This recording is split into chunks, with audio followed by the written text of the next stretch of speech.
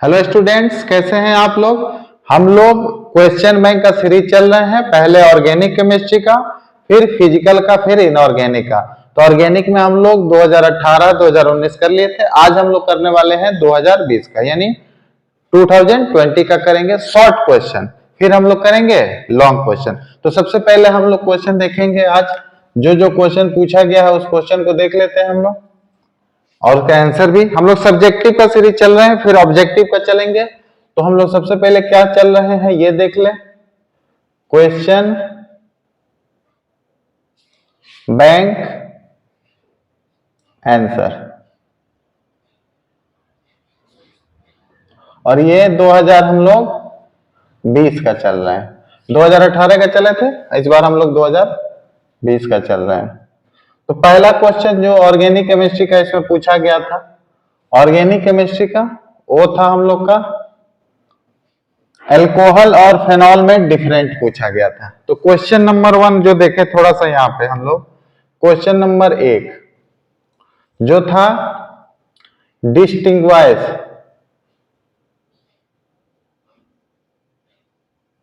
Between alcohol and phenol, alcohol and phenol. तो ये question था, दोनों के बीच में डिफरेंट करना था। तो सबसे पहले हम लोग क्या करेंगे, इधर अल्कोहल लिखेंगे और इधर फेनॉल लिखेंगे। इधर लिखेंगे हम लोग फेनॉल और इधर लिखेंगे हम लोग अल्कोहल। अल्कोहल और दोनों का पहचान क्या है थोड़ा सा लिख लेंगे, CH3 CH2OH। और ये क्या है, यहां पे OH। आंसर लिख रहे हैं तो सबसे पहले हम लोग क्या लिखेंगे इसका आंसर। देखिए इधर आंसर, और जैसे बता रहे हैं वैसा ही लिखना है बोर्ड में। आंसर इस नंबर का, जो भी नंबर है एक नंबर, तो जो भी नंबर होगा आपका वो नंबर देके आप आंसर। तो अल्कोहल और यहाँ पे फेनॉल। तो पहला हम लोग जो डिफरेंस लिखेंगे, in alcohol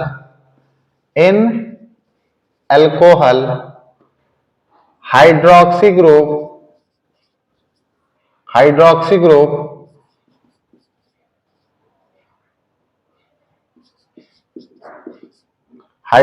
group directly attached to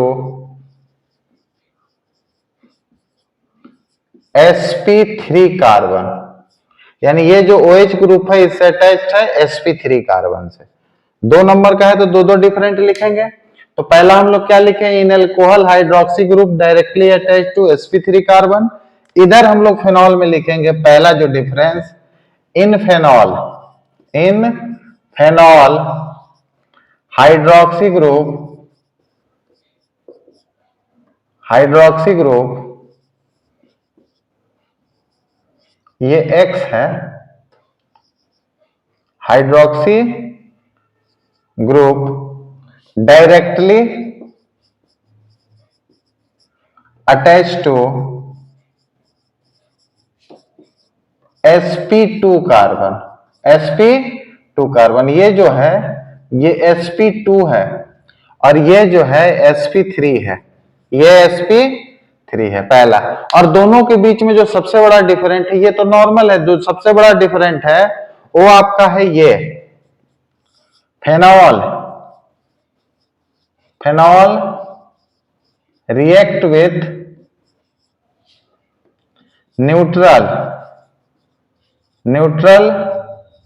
FeCl3 to form violet color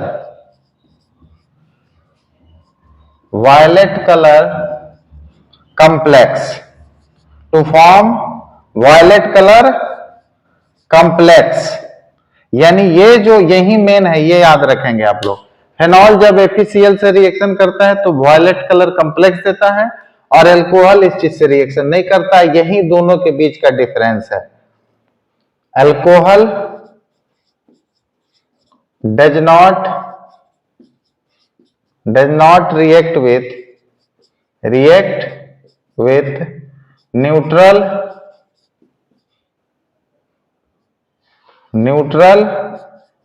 FeCl3, यानी ये न्यूट्रल FeCl3 से रिएक्शन नहीं करता। तो पहला क्वेश्चन हम लोग सोल्व कर लिए कि क्या distinguish between alcohol and phenol, दोनों के बीच में क्या डिफरेंस है, ये। तो अब हम लोग देखेंगे next question number 2। Question number 2 हम लोग देखेंगे, what do you mean by essential amino acid? Essential amino acid question mark. Essential amino acid है क्या? तो एसेंशियल एमिनो एसिड के बारे में हम लोग जानते हैं, इसका भी आंसर लिखेंगे हम लोग, आंसर नंबर 2 ये। तो एसेंशियल एमिनो एसिड है क्या? तो the amino acid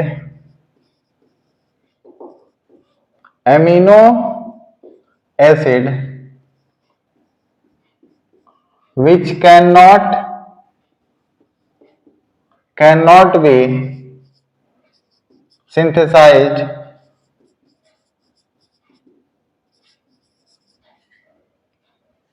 in the body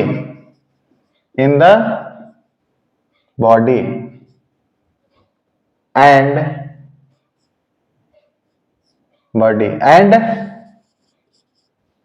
must be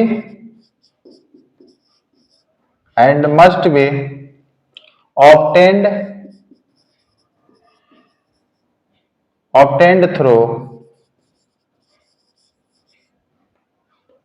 diet are known as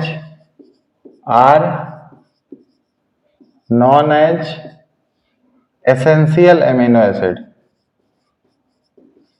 essential amino acid, इसका अर्थ क्या समझे आप लोग? वैसा एमिनो एसिड जो, इसको समझ जाए, याद हो जाएगा। इसका एग्जाम्पल भी लिख देते हैं हम, और एग्जाम्पल आप लोग भी वहां पे लिखिएगा। वैसा एमिनो एसिड जिसको शरीर के अंदर सिंथेसिस नहीं होता हो, और ये शरीर के अंदर जब सिंथेसिस नहीं होता तो हम लोग प्राप्त कैसे करते हैं? तो डाइट के, यानी भोजन के थ्रू हम लोग, मिनरल्स के थ्रू इसको हम लोग प्राप्त करते हैं। जैसे इसमें आता है tryptophan,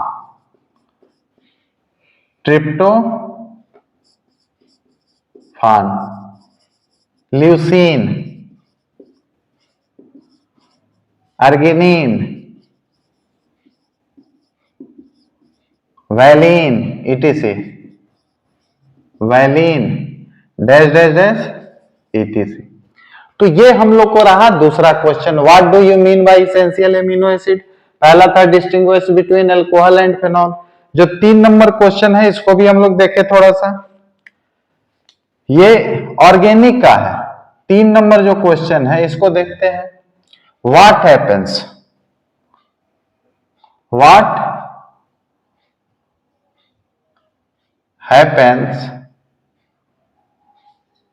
when n-butyl chloride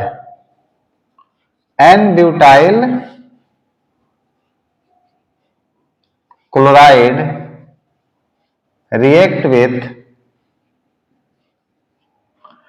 alcoholic KOH। अब ये क्वेश्चन 20 में भी आया हुआ है और सेम क्वेश्चन 21 में भी आया हुआ है। तो देख ले, एक ही क्वेश्चन को बार बार रिपीट किया जा रहा है। ऑर्गेनिक में इसके लॉन्ग क्वेश्चन को अगले साल उसमें शॉर्ट बना दिया जाएगा, उसके शॉर्ट क्वेश्चन को 2 शॉर्ट क्वेश्चन को मिला के इसमें किसी साल लॉन्ग बना दिया गया है। बस इसी तरह से क्वेश्चन पूछे जाते हैं। तो आप इसका आंसर क्या लिखेंगे? आंसर देखें पहले, आंसर 3, और जो है वही लिखना है यहां से। when n-butyl chloride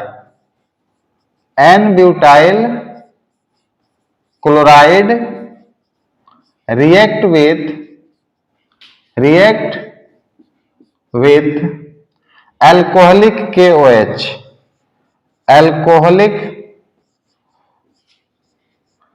KOH to give या to form to give 2-ब्यूटीन, 2-ब्यूटीन। यहां डबल बॉन्ड ENE का अर्थ क्या है?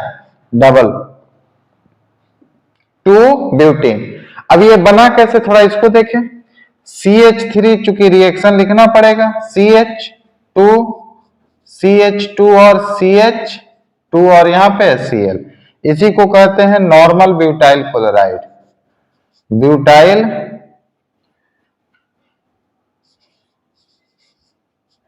Butyl chloride. अब ये रिएक्शन करेगा किससे? एल्कोहलिक KOH से, एल्कोहलिक KOH। इसका अर्थ क्या समझे? इसका अर्थ समझे कि यहाँ पे ROH तो था ही, प्लस KOH भी है, यानी एल्कोहलिक KOH भी हो गया। ये एक्वस KOH रहता है तो यहाँ पे वाटर रहता है, एल्कोहलिक है तो एल्कोहल है। क्या बनाएगा ये बनाएगा क्या? तो इधर प्रोडक्ट देखे क्या बनाएगा। एल्कोहलिक KOH क्या है? एलिमिनेशन रिएक्शन करेगा, तो यहाँ पे CH डबल बॉन्ड CH3 ये बनेगा। ये स्टेबल प्रोडक्ट है। यहां पे डबल बॉन्ड आएगा, वो भी प्रोडक्ट बनेगा, यहां पे भी 1-ब्यूटीन भी, लेकिन 2-ब्यूटीन मोर हाइपर कंजुगेशन के कारण ज्यादा स्टेबल होगा। क्योंकि ये E1 रिएक्शन हो या E2, सब 3 डिग्री में ज्यादा होता है। तो यहां पे क्या लिखेंगे हम लोग? 2-ब्यूटीन, 2-ब्यूटीन। और ये स्टेबल क्यों है? तो ये है स्टेबल का कारण, मोर स्टेबल हम लिख देते हैं हाइपर कंजुगेशन के कारण स्टेबल। प्लस इसके अलावा भी बनेगा, प्लस ये भी बनेगा CH3 CH2 CH2 और ये हो जाएगा अनस्टेबल, यानी ये स्टेबल प्रोडक्ट हुआ और ये मेजर बनेगा और ये माइनर प्रोडक्ट बनेगा। 1-ब्यूटीन जरूर लिखिएगा आप लोग। तो ये 2-ब्यूटीन और ये 1-ब्यूटीन, ये प्लस है। यहाँ पे आप लोग कॉपी में ये प्लस इसको यहाँ पे लिखिएगा। यहाँ पे आप लोग को नहीं दिखता फ्रेश, इसलिए हम वहां पे नहीं लिखे हैं, यहाँ पे लिख दिए। तो ये स्टेबल प्रोडक्ट है हाइपर कंजुगेशन के कारण, ये मेजर प्रोडक्ट ऊपर वाला और ये माइनर प्रोडक्ट। तो ये 3 क्वेश्चन हम लोग इसको देखे हैं अभी, जो 2020 में पूछे गए थे। वो क्या पूछे गए थे? Distinguish between alcohol and phenol, what do you mean by essential amino acid, what happens and when will an butyl chloride react with alcoholic KOH। अब इसी साल एक और क्वेश्चन पूछा गया था कि अल्कोहल जो होता है कंडक्ट नहीं कर सकता है electricity, di ethyl ether react नहीं करेगा सोडियम मेटल से, उसको भी हम लोग देखते हैं क्यों नहीं करता है। तो इसका आप लोग स्क्रीनशॉट ले लें, या मेरे साथ लिख रहे हो तो इसको लिखें। हम इसको हटा रहे हैं। अब हम लोग को नेक्स्ट क्वेश्चन जो करना है वो क्या है, वो अब हम लोग देखा जाए। अब हम लोग को करना है इसको why aqueous solution of alcohol does not conduct electricity. क्यों नहीं करता है? क्योंकि उसके पास कोवैलेंट बॉन्ड है, और कोवैलेंट बॉन्ड होने के कारण फ्री इलेक्ट्रॉन नहीं मिलेगा, और जब फ्री इलेक्ट्रॉन नहीं रहेगा तो कंडक्ट नहीं करेगा। तो अल्कोहल जब एक्वस सॉल्यूशन में हो, पानी में हो, तो वो इलेक्ट्रिसिटी कंडक्ट नहीं करेगा। इस क्वेश्चन को अब हम लोग करेंगे। अब इसको हटाते देखिए, क्वेश्चन नंबर 4। क्वेश्चन नंबर 4 लिखेंगे हम लोग। 4 question number, why aqueous solution of alcohol does not conduct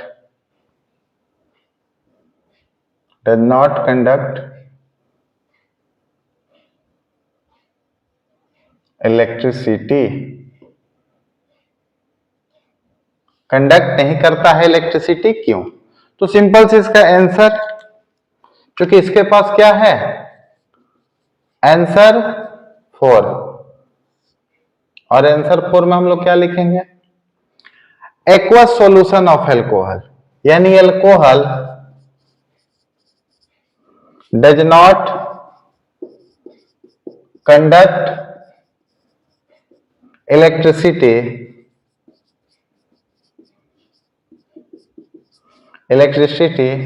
due to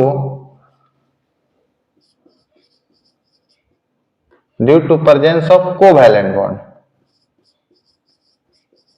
presence of covalent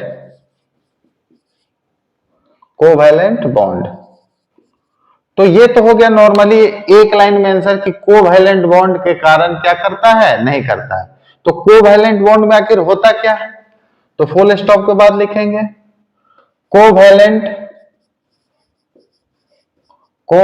compound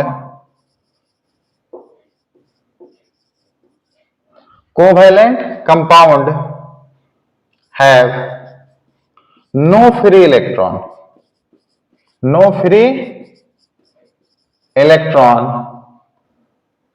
and delocalised electron, घूमने वाला डीलोकेलाइज्ड इलेक्ट्रॉन, यानी कोवैलेंट बॉन्ड के पास ना तो फ्री इलेक्ट्रॉन होता है ना ही डीलोकेलाइज्ड इलेक्ट्रॉन होता है। Hence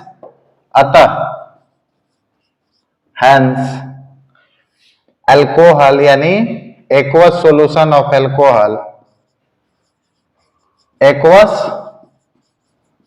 solution of alcohol does not conduct electricity,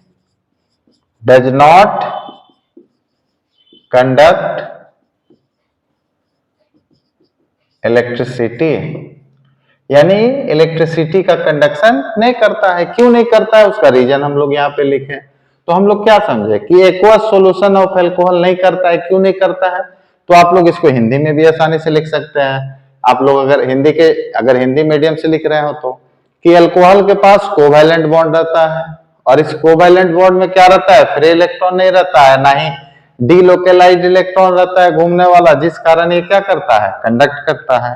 अब हम लोग नेक्स्ट क्वेश्चन फिर इसी साल पूछा गया उसको भी करते हैं। तो इस साल जो 5वां क्वेश्चन पूछा गया था ऑर्गेनिक से, वो क्या था, थोड़ा इसी बेसिस पे था, Y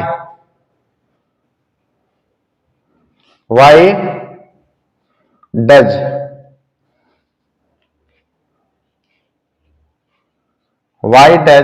diethyl ether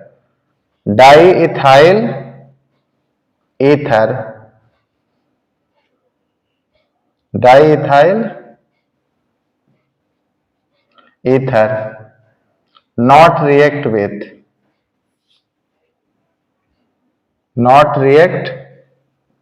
with sodium metal यानी sodium. Why does diethyl ether not react with, यहाँ पे टी छूट गया, रिएक्ट विथ सोडियम से रिएक्शन नहीं करता है। क्यों नहीं करता है, क्योंकि यहाँ पे देखें आप आंसर कैसे लिखेंगे इसको भी हम बताते हैं। आंसर यहाँ पे ये 5th नंबर क्वेश्चन है, तो आंसर 5, और कैसे लिखेंगे देखें, क्योंकि डाइइथाइल ईथर के पास क्या होता है, उसके ऑक्सीजन के पास एसिडिक हाइड्रोजन नहीं रहता है, तो ये नहीं करता है। Diethyl ether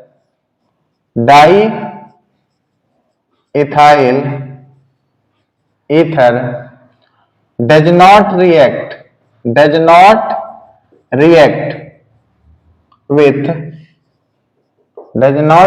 with sodium metal होता है, पोटेशियम भी हो जाएगा, सोडियम की जगह पोटेशियम दे तो यही आंसर हो जाएगा, sodium metal due to absence of acidic hydrogen, acidic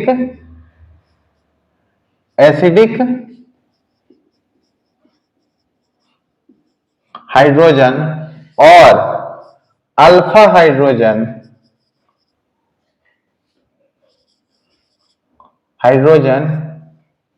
and diethyl ether, diethyl ether. तो diethyl ether does not react with sodium metal due to absence of acidic और अल्फा। ये कहां आपको दिखेगा, ये देखिए CH3 CH2 ऑक्सीजन, CH2 और CH3, तो इसी का नाम है di ethyl ether, di ethyl दोनों साइड और ये ईथर, इसके ऊपर यहां पे क्या रहता है, लोन पेयर। अब ये रिएक्ट करेगा सोडियम मेटल से। आप बताएं सोडियम मेटल के लिए यहां पे हाइड्रोजन है, नहीं है, एसिडिक हाइड्रोजन नहीं है, तो इससे रिएक्ट नहीं करेगा, तो नो रिएक्शन। नो रिएक्शन ये लिखना पड़ेगा आपको, ये दिखाना पड़ेगा कि यहाँ पे हाइड्रोजन नहीं है, लिखने से नहीं, ये भी आपको दिखाना पड़ेगा। तो ये हो गया हम लोग 5 नंबर क्वेश्चन यहाँ पे देखे। कुछ कन्वर्सन पे भी क्वेश्चन आए थे, उसको भी हम लोग देखते हैं। पहले 6 नंबर क्वेश्चन को देखते हैं। क्वेश्चन नंबर 6 यानी 6 number question, why how will we prepare the following, how will we prepare the following,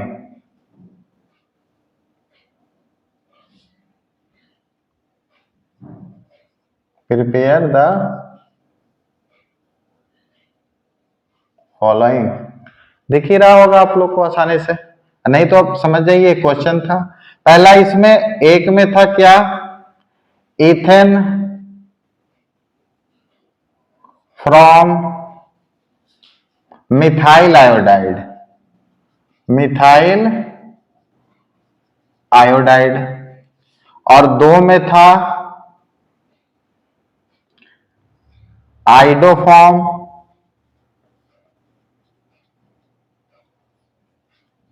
from acetylene. तो ये दोनों को हम लोग देख लेते हैं यहां पे। पहला का आंसर, आंसर फर्स्ट, यानी आंसर 6 नंबर का पहला। तो जब इस तरह से क्वेश्चन हो कि इथेन फ्रॉम मिथाइल आयोडाइड, तो इसमें सिर्फ रिएक्शन लिखना रहता है, इसमें कोई लैंग्वेज नहीं है। यानी हम लोग क्या लिखेंगे, मिथाइल आयोडाइड CH3 और I, आगे 2 लगा देंगे चूंकि इसलिए कि हमको बैलेंस करना है, मिथाइल आयोडाइड, मिथाइल आयोडाइड उर्ज रिएक्शन है, तो plus sodium metal 2Na, dry ether, dry ether की उपस्थिति में जब दोनों रिएक्शन करेगा 2Na 2I, 2NaI बाहर, और यहां पे बन जाएगा हमारा CH3 और CH3 प्लस 2NaI, इसी को कहते हैं इथेन, इथेन। नेक्स्ट जो दूसरा था उसका भी आंसर हम लोग दूसरा का भी लिख लेते हैं। दूसरा एसिटिलीन से क्या बनाना था, आइडोफॉर्म, तो ये 2 स्टेप में बनेगा, CH इसका रिएक्शन जब हम लोग कराते हैं HgSO4 और डाइल्यूट H2SO4, तो ये जो बनता है वो बनता है आपका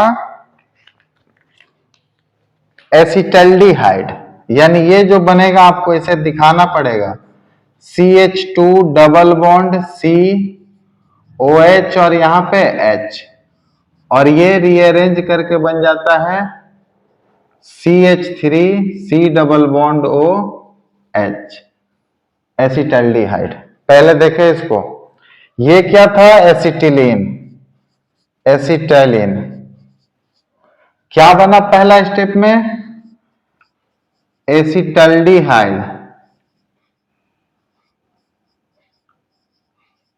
एसिटल्डिहाइड, और ये एसिटाल्डिहाइड फिर बनाता है आपका आइडोफॉर्म, यानी फर्स्ट स्टेप।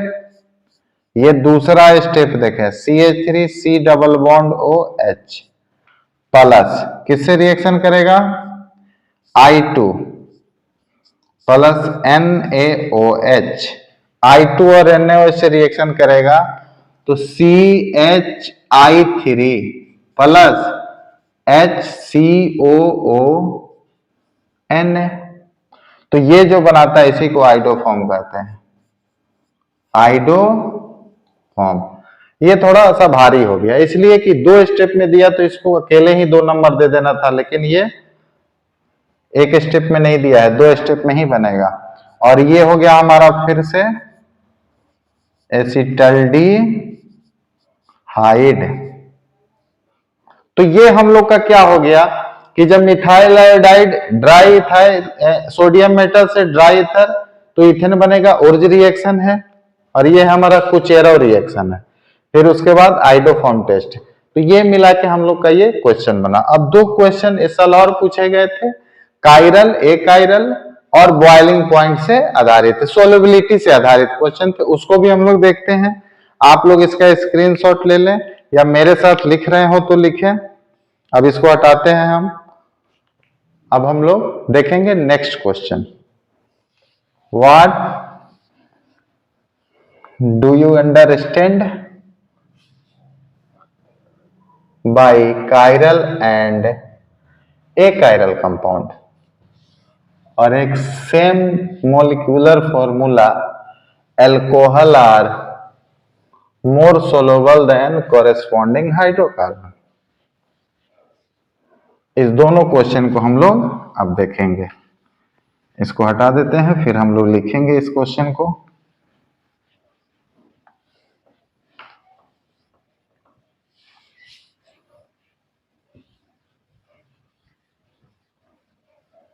अब हम लोग इसको नेक्स्ट क्वेश्चन करते हैं। तो ये हम लोग शॉर्ट क्वेश्चन कर रहे हैं, शॉर्ट क्वेश्चन हम लोग का नेक्स्ट क्वेश्चन ये हो गया हम लोग का 7 नंबर हो जाएगा। What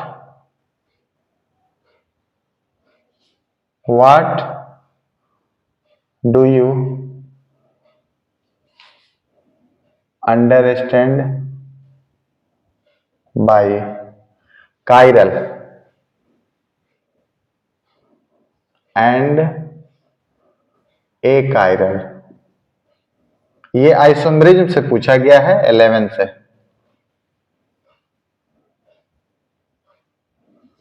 chiral and chiral compounds, तो हम लोग कैसे लिखेंगे, आंसर देखते हैं हम लोग कैसे लिखेंगे। आंसर 7। अब इसको हम लोग देखते हैं, कायरल और कायरल कंपाउंड्स कैसे लिखेंगे।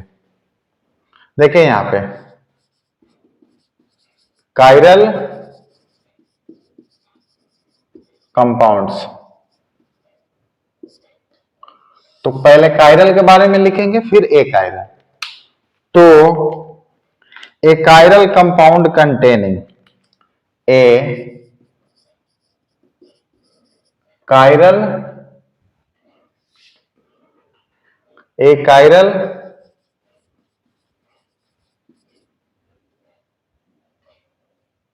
कायरल कार्बन कंपाउंड्स नहीं, chiral carbon containing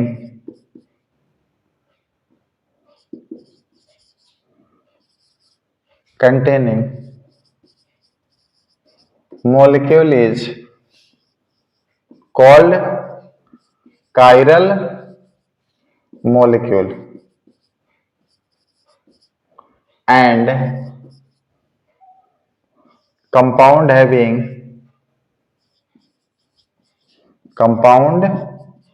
having no plane of symmetry, no plane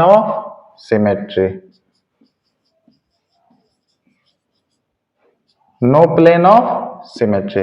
इसका अर्थ समझे कि मानिए यहाँ पे कार्बन है, यहाँ CH3 है, OH और COOH। आप देखें इसी कार्बन को हम लोग कायरल कार्बन कहते हैं, जिसके ये इस कार्बन के चारों तरफ डिफरेंट नहीं है, लेकिन इधर CH3 है, इधर COH है, इधर OH है और इधर H है। तो इस कार्बन को हम लोग कायरल कार्बन कहते हैं। यहाँ स्टार लगा देंगे। इस कार्बन को हम लोग कहते हैं कायरल कार्बन और इस कंपाउंड को कहते हैं कायरल कंपाउंड या कायरल मॉलिक्यूल। इसमें प्लेन ऑफ सिमेट्री का अर्थ क्या समझे कि इसको कहीं से काटे बीचों बीच बराबर बराबर नहीं कटेगा, जबकि एक कायरल मॉलिक्यूल में ये बीचों बीच कटेगा।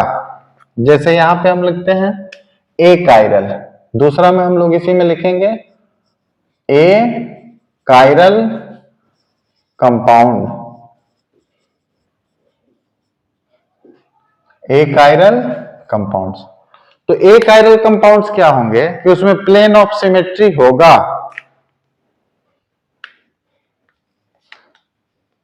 इसका chiral compound having a chiral compounds having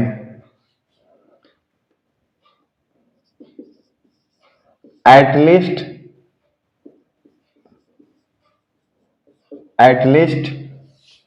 one plane of symmetry, one plane of symmetry is known as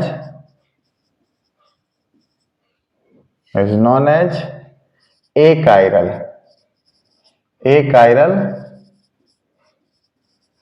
compounds. तो इसको हम लोग क्या कहेंगे एकाइरल कंपाउंड्स। कब?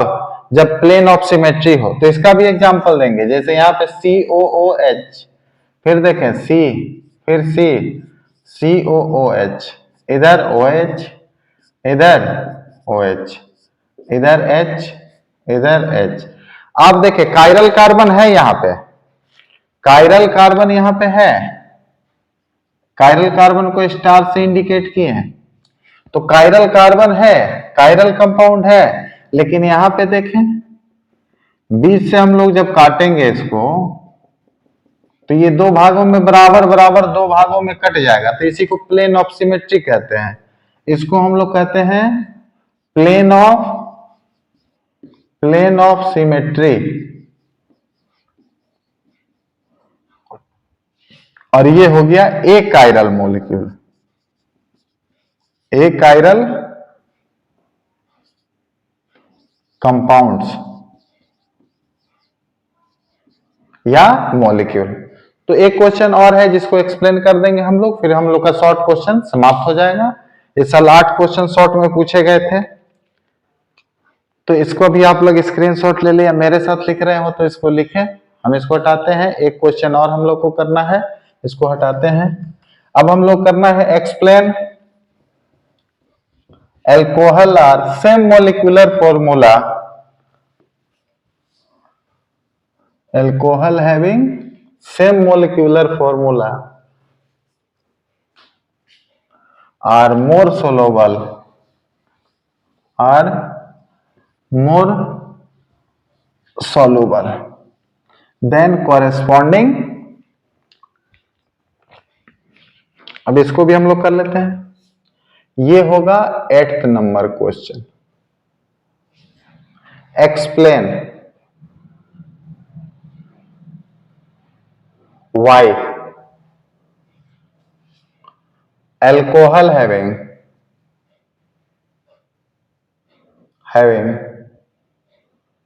have same molecular formula,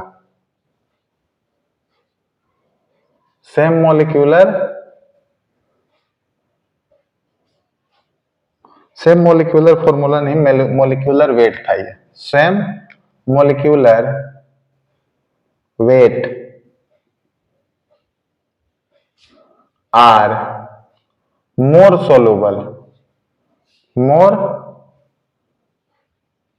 soluble than corresponding hydrocarbon, hydrocarbon. अब इसका अर्थ क्या समझे कि अल्कोहल और उसी के समकक्ष जो होगा हाइड्रोकार्बन, उससे ज्यादा अल्कोहल सोलुबल होता है। तो इस टाइप का क्वेश्चन जिसमें इंटरमोलिक्यूलर यानी हाइड्रोजन बॉन्ड प्रेजेंट रहेगा, जिस कारण ये मोर सोलुबल होता है, तो यही तो यहाँ पे लिखना है हम लोग को आंसर में। एक्सप्लेन क्या देंगे इसका आंसर, हम लोग क्या देंगे, लिखते हैं आंसर 8th नंबर है। तो alcohol, alcohol are more soluble than corresponding hydrocarbon.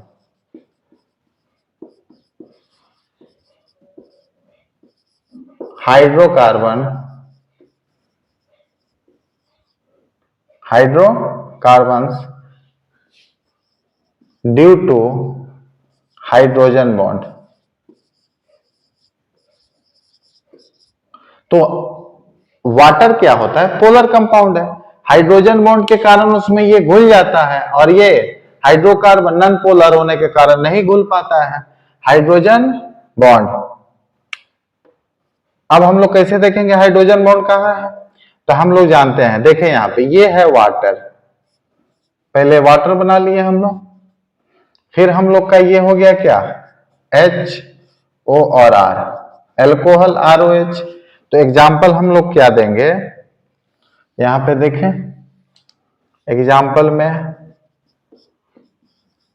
ROH in water, तो यहां पे हम लोग दे दिए HOH, वाटर हो गया, HOR हो गया, फिर HO यहां पे H, इसी तरह बढ़ते जाएगा। तो देखें इसके ये और ये more electronegative atom hydrogen bond को पकड़ लिया, मोर इलेक्ट्रोनिगेटिव किसको पकड़ लिया, हाइड्रोजन बॉन्ड को, फिर ये इधर बढ़ते चला जाएगा। तो इस पे क्या हो जाएगा, थोड़ा सा डेल्टा पॉजिटिव और इस पे delta negative, delta positive charge, delta negative charge, delta, इसीलिए डाइपोल डाइपोल इंटरेक्शन अट्रैक्शन भी कहते हैं हाइड्रोजन बॉन्ड को, यहाँ पे माइनस डेल्टा। और ये जो बॉन्ड बना है, आप देखें ये जो बॉन्ड बना है, इसी को तो हम लोग कहते हैं हाइड्रोजन बॉन्ड, हाइड्रोजन बॉन्ड। तो ये आप लोग लिख दीजिएगा, ये हाइड्रोजन बॉन्ड जरूर, जब क्वेश्चन ये पूछा जाएगा, ये ज्यादा सोलुबल होता है इससे, क्यों। तो ये हो गया हम लोग का शॉर्ट क्वेश्चन। तो आप देखें कि हम लोग 2020 का शॉर्ट क्वेश्चन कर लिए, अब हम लोग इसको नेक्स्ट वीडियो में 2020 का ही लॉन्ग क्वेश्चन करेंगे, फिर हम लोग एक एक करके 2023 तक कर लेंगे। अगर ये वीडियो आप लोग को अच्छा लग रहा हो तो आप लोग मेरे चैनल को सब्सक्राइब करें, दोस्तों में शेयर करें। जय हिंद।